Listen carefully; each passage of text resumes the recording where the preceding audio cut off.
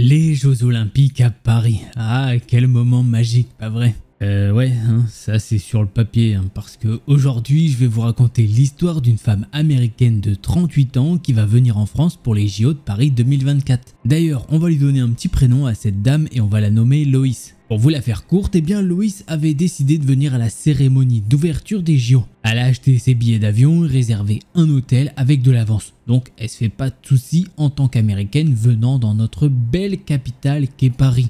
Oh, elle se réjouit de visiter le Louvre, la Tour Eiffel, l'Arc de Triomphe. Elle prévoit de rester 1 semaine et demie en vacances et ensuite c'est le retour direction USA. Je vous passe un peu la préparation là-bas et elle arrive en France 2 jours avant le jour de la cérémonie. Elle arrive très tôt le matin et franchement, ça se passe très bien. Et pour le coup, l'avion se passe également très bien. L'aéroport, rien à dire non plus. Elle prend un taxi et se dirige vers son hôtel. La réservation est bien prise en compte et la chambre est pas mal. Un peu cher pour ce que c'est, mais bon voilà. Donc elle se dit que tout va bien se passer, ça sent bon tout ça. Bon, bref, on arrête les bêtises parce que tu te doutes que tout va pas bien se passer. Elle se rend alors dans les rues de Paris pour découvrir. Déjà, point positif qu'il faut souligner, il fait beau donc c'est bien. Mais par contre, elle va se confronter à quelque chose qu'elle ne s'attendait pas du tout. Elle arrive non pas dans la ville lumière, mais la ville des barrières. Parce que oui, Paris a été cloisonné comme pas possible. Son expérience en tant que touriste a été, excusez-moi du terme, ni. Pour circuler dans Paris, il y a des checkpoints et des contrôles de police vraiment très souvent. Et il faut du coup le fameux, que dis-je, le saint QR code. Et ça, Loïs, elle n'a pas ce petit QR code, du coup, c'est très compliqué pour circuler. À chaque fois, on lui dit qu'elle doit passer par là ou par là, etc. Et ça, ça épuise les petits pieds quand même un petit peu. À un moment, Loïs va vers une bouche de métro dans un coin assez animé. Elle essaye de trouver son chemin pour savoir où elle doit se rendre et elle regarde bien dans quel sens il faut prendre le métro et tout. Et il faut rappeler qu'en plus d'être désorientée, elle est fatiguée. Elle a le jet lag dans la tête et c'est pas cool. Du coup, elle est en train de check sa map. Sauf qu'elle peut sentir très subtilement une main vers sa poche droite. Heureusement, du coin de l'œil, elle arrive à voir et justement, elle peut voir qu'il y a un homme qui vient de lui pickpocket son téléphone portable dans sa poche. Elle se met à gueuler en anglais au voleur et tout et elle lui court après également. Et là, pour le coup, point positif pour elle, il y a énormément de policiers présents dans la capitale. Et justement, une patrouille a réussi à interpeller l'individu étant donné qu'ils ont été témoins de la scène au loin. Les policiers lui ont demandé si elle voulait porter plainte mais elle n'a pas voulu le faire. Et pourtant, l'officier de police a insisté. Il lui a dit qu'il l'emmènerait au poste pour prendre sa déposition et tout et elle a refusé. Ce qu'elle regrette pas mal puisque c'est pas les malheurs de Sophie aujourd'hui mais les malheurs de Loïs. Du coup, suite à cette forme d'agression, Loïs décide d'utiliser Uber sur son téléphone pour commander un chauffeur histoire de la ramener à son hôtel. Sachant qu'elle est bien dégoûtée quand même de son expérience déjà. Parce que ouais, je voulais pas encore détailler, mais le Louvre, pas ouvert aux touristes et tout, la Tour Eiffel, impossible de l'approcher. Le seul truc qu'elle a pu faire, c'est l'Arc de Triomphe plus ou moins. Alors, elle attend son véhicule et celui-ci arrive. Elle est soulagée et le chauffeur lui ouvre la porte côté passager à l'arrière du véhicule. Bon, ça se passe bien. Très aimable de sa part et tout, et il lui dit qu'elle est charmante en français. Et elle lui dit qu'elle ne parle pas français et qu'elle est américaine. Ce qui fait que pas de souci pour lui. Il va lui dire qu'elle est très belle en anglais. 1 fois, 2 fois, 3 fois. Sur le trajet, il regarde constamment dans son rétro intérieur pour la regarder. Dès qu'il est à l'arrêt, il se retourne pour la mater. Clairement, on peut le dire. Il est bien en train de regarder son décolleté. Normal, il fait chaud, elle a mis une petite robe. Elle se sent piégée dans cette voiture. Elle essaye de cacher un petit peu et tout. Elle met son sac à main sur elle et le gars est super insistant dans son comportement. Il lui dit en anglais approximatif de ce qu'elle a réussi à bien comprendre puisque voilà les mots étaient un petit peu compliqués de sa part. Ah, vous aimez bien la France? Vous aimez la Tour Eiffel? Vous aimez bien la grosse Tour Eiffel? Vous aimez quand c'est gros de toute façon les Américaines. Comment vous dire que l'atmosphère devenait de plus en plus oppressante. Une fois arrivée à destination, elle quitte précipitamment le véhicule, le cœur battant, espérant que ce soit la fin de ses mésaventures et qu'enfin elle puisse profiter de ses vacances. Malheureusement, ce n'est que le début. Mais attendez, c'est pas fini.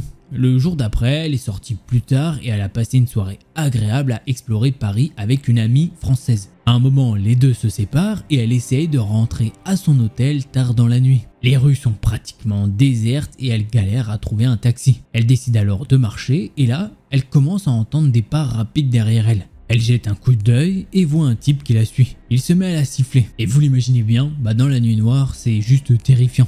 Elle accélère le pas, le cœur battant, et essaye de demander de l'aide à 2 passants. Mais ces gens-là lui répondent qu'ils ne parlent pas anglais et continuent leur chemin. Elle se sent vraiment toute seule dans cette galère. Elle prend son téléphone en main et envisage d'appeler la police. Mais le truc, c'est que le numéro d'urgence, c'est pas le 911 ici. Et le numéro de la police, elle le connaît pas à ce moment-là. Sauf qu'entre temps, le type en profite pour se rapprocher encore plus à chaque instant. Il est plus qu'à environ 1 mètre d'elle. Elle stresse comme pas possible et le gars va même oser lui toucher les fesses. Là, elle est complètement paniquée, mais elle est presque arrivée à son hôtel. Et justement, elle réussit à atteindre l'entrée de son hôtel en courant. Elle se précipite à la réception en criant à l'aide. Et l'employé de l'hôtel, heureusement, réagit plutôt vite. La sécurité est appelée et le type va se barrer de l'hôtel en courant. Et là tu te dis bon, ça y est, ça va enfin se calmer pour elle.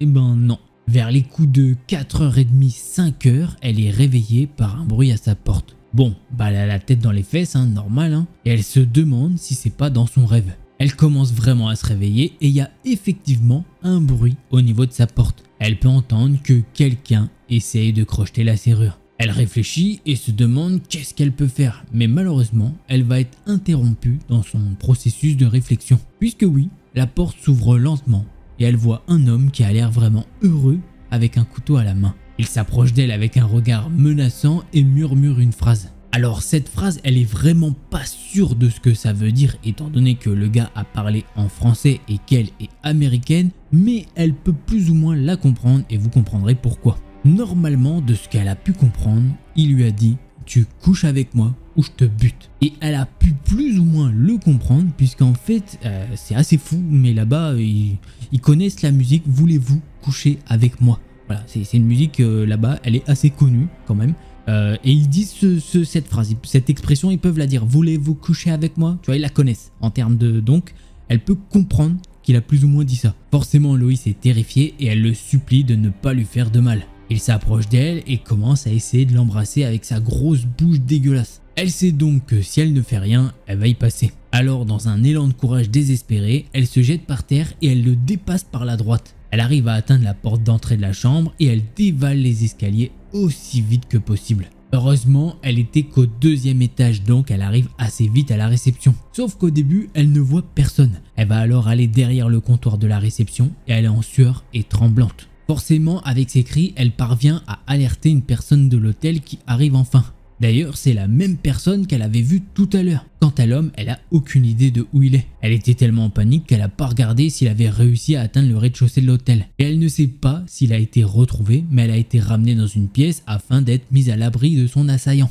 Elle pensait clairement vivre une expérience incroyable aux Jeux Olympiques et elle a vécu une véritable horreur. Heureusement, elle a survécu, mais quelle histoire effrayante! Le truc, c'est qu'au moment où elle écrit cette histoire, elle est encore à Paris et dans son hôtel, elle a été surclassée. Elle a été changée de chambre pour un truc assez luxueux en contrepartie qu'elle ne porte pas plainte. Puisque oui, ça pourrait porter un peu défaut à l'hôtel. En gros, elle nous explique qu'elle s'est plus ou moins arrangée avec l'hôtel histoire d'être surclassée et payer un petit peu moins en plus. Et elle nous le cache pas, elle a accepté cet échange monétaire, un petit peu de service et tout, puisque le voyage à Paris, il a coûté extrêmement cher. Voilà, depuis je garde le poste, voir s'il y a une modification, s'il lui est pas arrivé une autre dinguerie, j'espère pas pour elle, parce que voilà, les JO, ils ont commencé depuis quoi, 2 jours je crois là, et il lui est déjà arrivé tout ça. Donc je sais pas, ça se trouve s'il y a une autre galère, je la rajouterai à un moment. Voilà, mais clairement, c'est pas le seul thread d'horreur sur les JO que j'ai trouvé. Il y en a déjà plusieurs, J'en ai déjà trouvé, en fait, il y en a déjà plusieurs. J'en ai déjà trouvé un autre, mais je pense qu'il va y en avoir d'autres. Voilà, à mon avis, je pense qu'il va y en avoir plein, malheureusement. Donc, vous me direz si vous kiffez ça, si vous voulez que je vous la sorte vite, une vidéo sur les JO, ou est-ce que, ça peut attendre. Voilà, vous me dites. Allez, on passe au prochain thread d'horreur. Pour vous la faire courte, eh bien, Loïs avait décidé de venir assister à la cérémonie d'ouverture.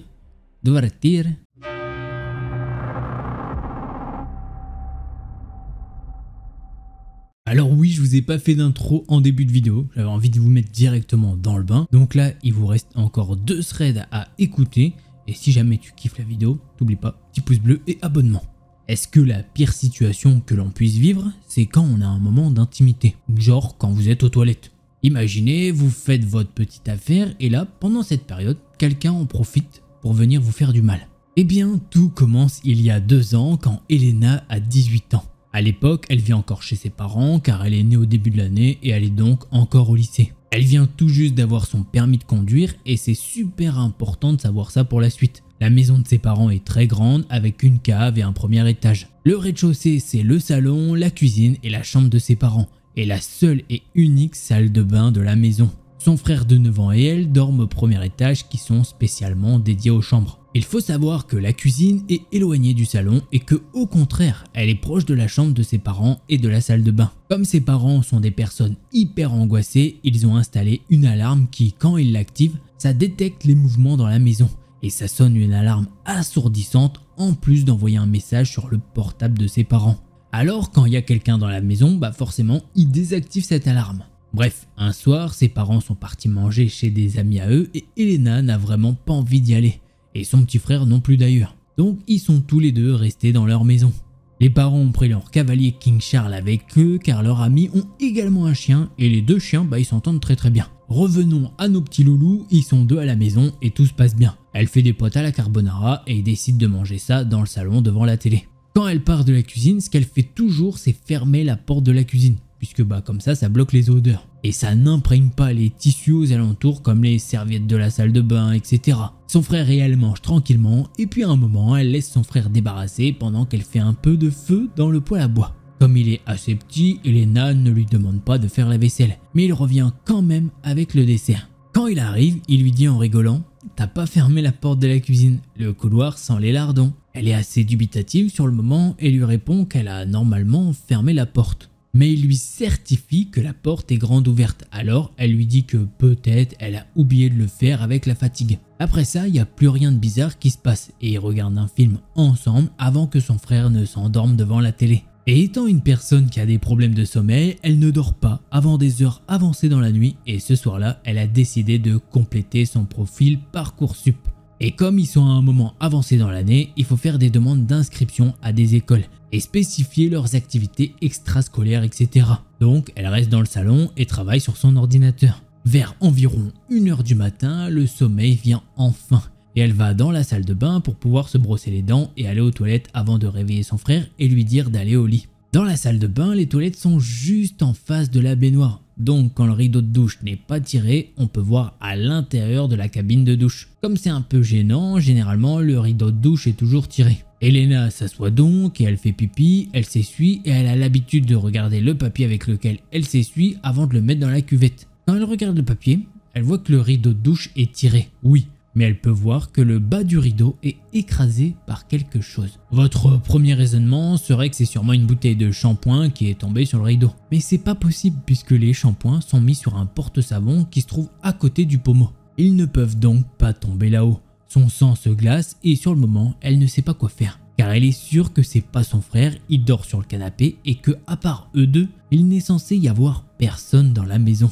À ce moment-là, le seul truc à quoi elle pense, c'est le mettre en sécurité. Car s'il y a quelqu'un derrière le rideau, cela veut dire que c'est dangereux. Et forcément, si cette personne est dangereuse, eh bien elle va s'en prendre à elle et à son petit frère. Donc le peu de secondes où elle se fige, elle finit par souffler très fort avant de prendre des serviettes hygiéniques et faire comme si elle avait ses règles. Elle se dit à cet instant que cela justifie pourquoi elle a arrêté de bouger pendant quelques secondes. Elle se rhabille et sort de la salle de bain avant d'aller dans le salon et de réveiller son frère doucement. Il se réveille doucement et elle lui dit « Viens, on va chercher maman et papa à l'aéroport ». Forcément, il ne comprend pas.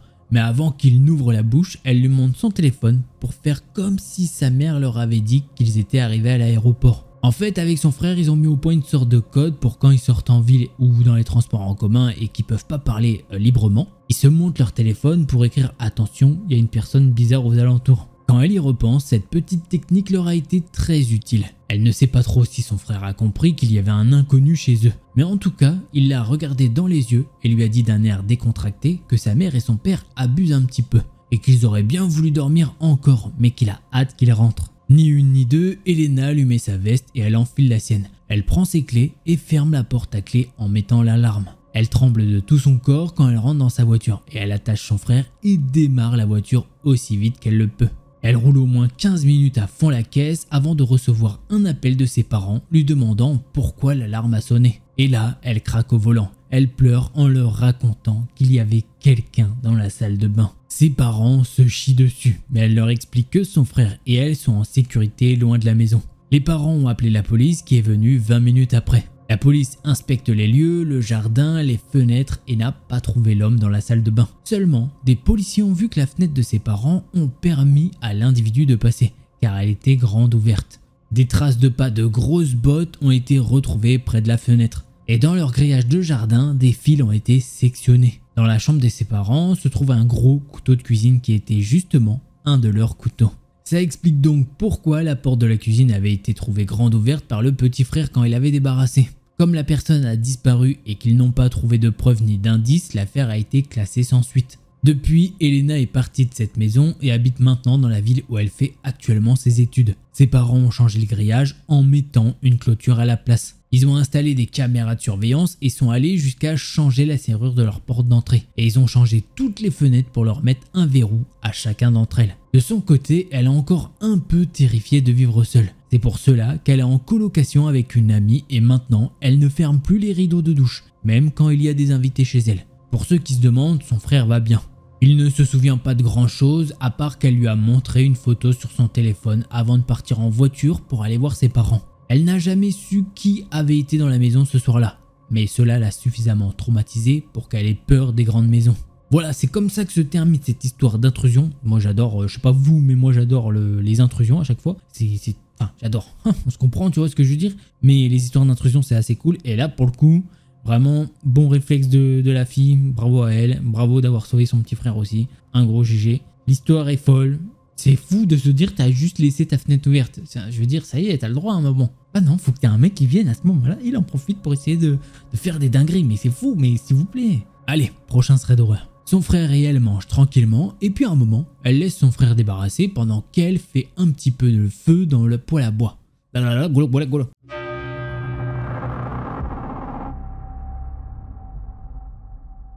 Quand on vous parle de sorcier, vous pensez directement à un certain sorcier en particulier, pas vrai?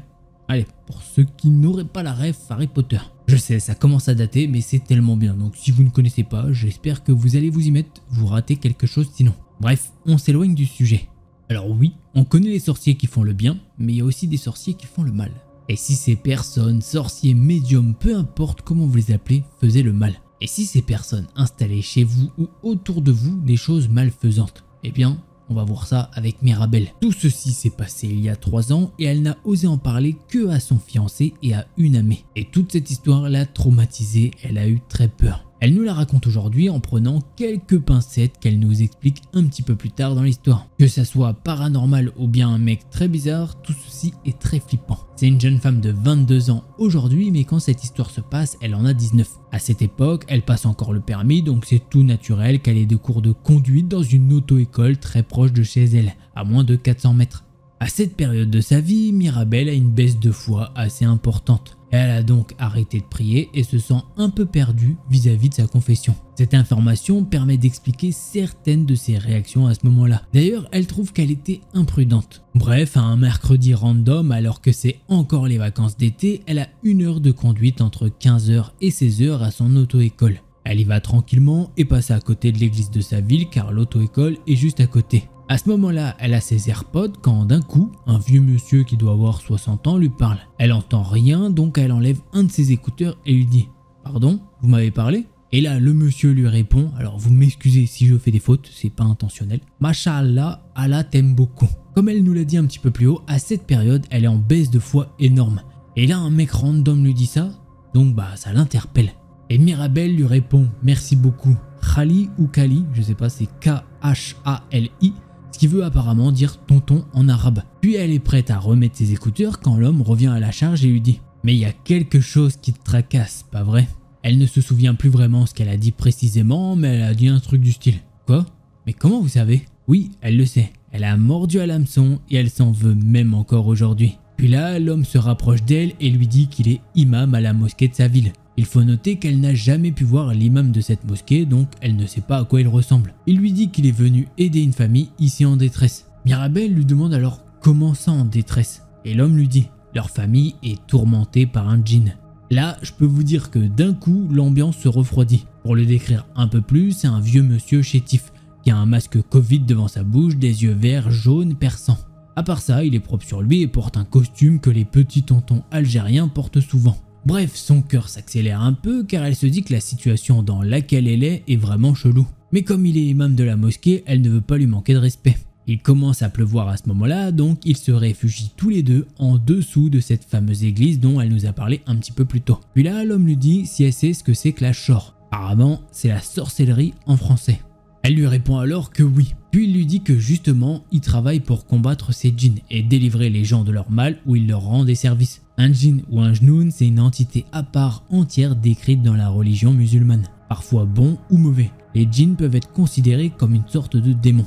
Mirabel avait donc en face d'elle un sorcier. Bien sûr, toutes les confessions religieuses ne partagent pas la même vision quant à la sorcellerie, et certains n'y croient peut-être pas. Elle n'a jamais été confrontée à ce monde du paranormal ou de la sorcellerie, donc ça lui semble un petit peu bizarre. Au même moment, alors qu'ils sont toujours sous l'église, la pluie continue de tomber encore plus fort. Elle répond à ce monsieur en le remerciant, mais que c'est un non catégoriquement pour elle et elle ne s'approche pas de ce genre de choses.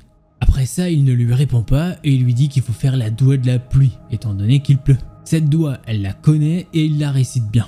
Après ça, l'homme commence à lui parler en arabe, mais un arabe confus, parfois même un petit peu à l'envers. Elle sait pas comment l'expliquer, mais le son de la langue n'est ni arabe littéraire du Coran, ni l'arabe maghrébin qu'elle connaît. Et là, Mirabel, elle commence à sentir des picotements sur son cou vraiment intenses, tandis qu'il continue de lui parler. Elle n'entend plus rien et elle sent une présence en face d'elle. Elle se gratte même le cou telle la sensation est forte. Au bout d'un moment, cette sensation part et ce monsieur la remercie de son temps et lui demande de l'argent. Elle lui dit qu'elle n'a pas de liquide mais seulement sa carte bancaire. L'homme lui dit juste qu'il faut qu'elle lui achète quelque chose en retour. Sur le moment, elle ne comprend pas. Et elle veut juste s'enfuir car elle est terrifiée et elle a très peur de le vexer. Donc ils vont à la boulangerie juste à côté et lui achètent une part de pizza car elle veut vraiment se débarrasser de lui. Ils sortent dehors et sa mère l'appelle. Effectivement, elle a passé presque 40 minutes avec ce type et son heure d'auto-école est presque passée. Sa mère lui demande ce qu'elle fout et elle est tellement encore sous le choc qu'elle lui répond « J'ai rencontré quelqu'un ».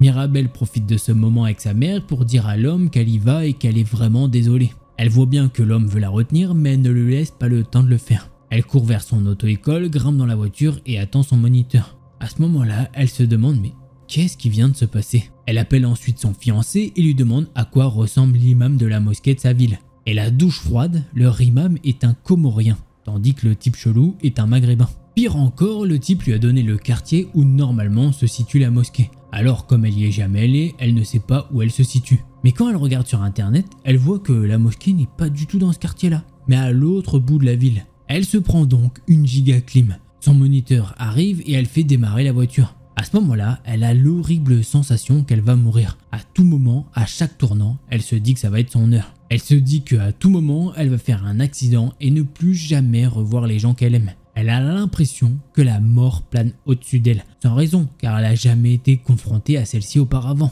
Heureusement, l'heure de conduite se termine sans problème, même si elle fait plein de fautes éliminatoires, mais ça c'est une autre histoire. Elle rentre chez elle avec la peur de recroiser ce mec qu'elle ne revoit pas. Arrivée chez elle, sa mère l'engueule en lui demandant ce qu'elle foutait. Mirabel lui raconte alors ce qu'elle a fait et elle se fait encore plus engueuler. Sa mère lui demande pourquoi elle s'est arrêtée et pourquoi elle a écouté ce type. Et franchement, elle ne sait pas les circonstances et il dégageait un truc hyper captivant, mais hyper flippant en même temps. En bref, sa mère ne la rassure pas du tout. Elle y pense jusqu'à la fin de la journée et elle se sent vraiment pas bien. Elle a envie de vomir et psychologiquement, elle se sent mal d'un coup. Alors que normalement, elle est comblée de bonheur. Là, elle est hyper léthargique. Malheureusement, la nuit tombée, c'est là que son cauchemar commence. Elle est dans sa chambre, elle est seule avec la lumière et la télé allumée car elle flippe à mort. Bien sûr, elle n'arrive pas à dormir, alors elle met des dessins animés style Peppa Pig pour détendre l'atmosphère. Mais clairement, elle va pas bien. Elle scrolle en boucle sur TokTok, sur Twitter et regarde des sketchs d'humoristes pour raviver les troupes, mais rien n'y fait. Elle a trop peur, sa chambre est assez petite et il n'y a pas 1000 endroits où regarder. Donc elle jette un coup d'œil partout. Vers les coups de minuit, 1h du matin, elle ne dort toujours pas. Elle a envie de dormir, mais elle n'ose pas. Puis elle commence à sentir une présence, mais vraiment intensément. À ce moment-là, et encore aujourd'hui, elle peut confirmer qu'elle n'était pas seule dans sa chambre. et qu'ils étaient bien deux. C'est comme si quelqu'un était en face d'elle et la fixait. Sa chambre devient glaciale alors que normalement c'est un soir d'été. Une ambiance ultra pesante y règne alors que sa chambre est hyper cosy. Puis il y a une espèce de brume, gaz comme la distorsion de l'air que vous pouvez observer au-dessus des flammes qui prend forme dans un coin de sa chambre. Une longue ombre se forme qui du sol jusqu'au plafond et se courbe un peu plus haut. Elle regarde ça estomaquée. Elle tient à nous préciser que c'est pas une paralysie du sommeil, elle en a déjà fait et à ce moment-là, elle peut vraiment bouger parfaitement. Mirabel voit ce truc dans le coin de sa chambre qui reste là et qui ne bouge pas. Elle commence à pleurer car elle a très peur. Il doit être environ 2 h du matin et tout le monde dort. Et elle a beau mettre Peppa Pig, rien n'y fait. Puis une tristesse immense la prend.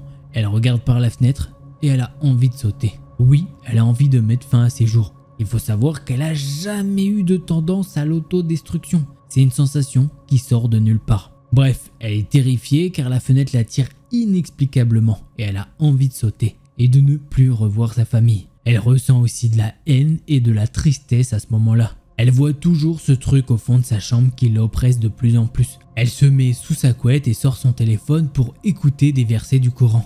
Elle ressent d'un coup de la peur et de la panique. Et au bout de quelques secondes, de l'apaisement. Elle ne sait plus comment cette nuit s'est finie, elle se rappelle juste s'être endormie lorsque le jour s'est levé. À son réveil, plus rien.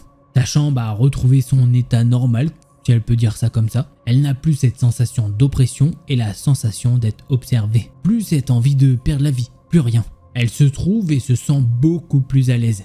Elle nous dit que c'est comme si elle avait eu une chiasse intense. Puis qu'enfin vient la sensation de soulagement quand vous vous videz. Voilà. Elle nous dit qu'elle peut pas mieux décrire que ça. Pour finir, elle a prié comme pas possible le lendemain et a écouté des versets du Coran toute la journée. Puis elle a repris sa prière et a demandé protection de Dieu face à tout ça. Ce qui s'est passé cette nuit-là ne s'est jamais reproduit. Elle n'a jamais ressenti cette tristesse ou cette peur de nouveau. Djinn ou terreur nocturne, elle ne sait pas trop. Mais c'était vraiment flippant. Elle ne sait pas qui était ce mec, il a sûrement vu qu'elle était dans une période difficile et il l'a pris pour cible. Le fait qu'il se soit fait passer pour un imam la terrifie même encore aujourd'hui. Aujourd'hui, elle a le courage d'en parler publiquement.